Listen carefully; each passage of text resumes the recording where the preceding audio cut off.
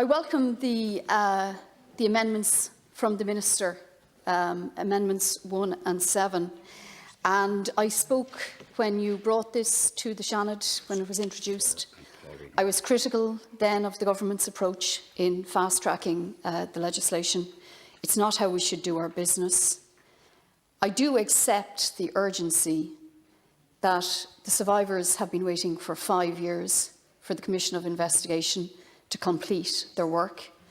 I do accept that the Commission has indicated it's ready to complete its work and provide you, Minister, with a report next week. And I do think every single one of the survivors deserve that report to be furnished and to be made public as soon as possible.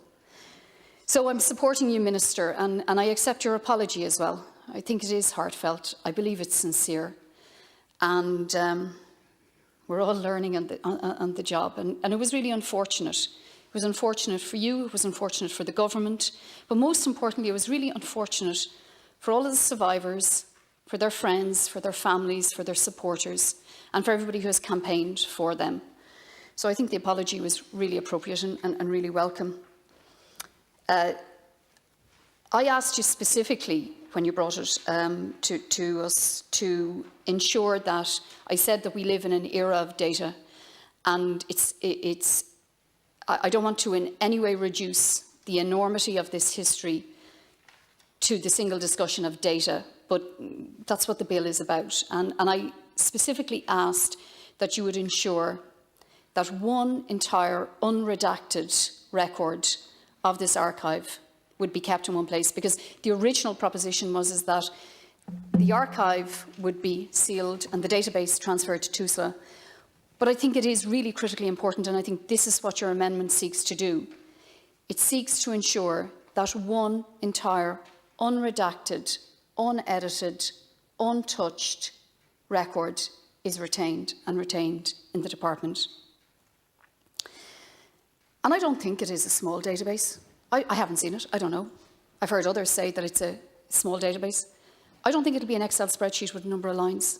My expectation is that it is going to be a database that is going to document records of more than 60,000 individuals over, 75 years of records and data. That's not a small data file. That's not something insignificant. That is very, very significant and very precious. And so that's why, Minister, I did ask as well, and I would like to hear, what format is that going to be secured in? How is that going to be secured? Because data is fragile as well. And I think that is important. It doesn't necessarily have to be captured in the legislation, but I do want to understand what format the records, the documents and the database are being deposited in the department, and I want to know how they're going to be secured. And I also want to know what is the process going to be in the interim, because we don't have the information and tracing legislation which is required. I do want to know what will the process be until such information is in place for individuals to be able to make requests for their own personal data. I also would like to support, I know it's not, but I won't speak again then, Cathaoirleach, if you can, your amendment that will allow those who did contribute and did give evidence to have that evidence be released to them. That is very welcome. It is something else that we had looked for. And finally, I've heard you say that the report which, if we pass this legislation, the Commission can report. There's talk of it being a report in excess of 4,000 pages, with an anonymised index of 80 pages, incredibly valuable. But that report, once it is available, must be made public. Because I think more than anything, there's many sides to this, there's many lived experiences. In Dublin Central, there was a number of these institutions.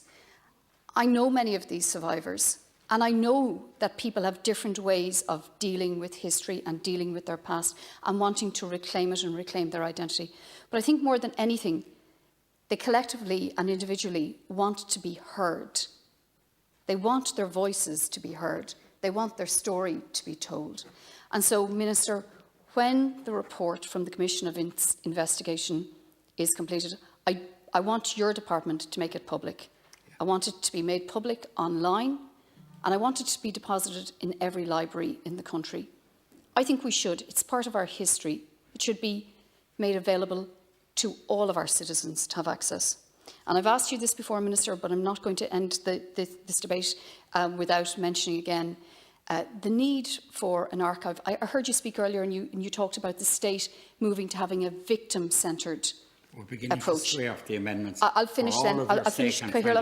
Just in terms of establishing an archive in Sean McDermott Street, it is an ideal site. It is a site that was given to the state, intended as a repayment. I would like you, Minister, to speak on that before we finish the debate today.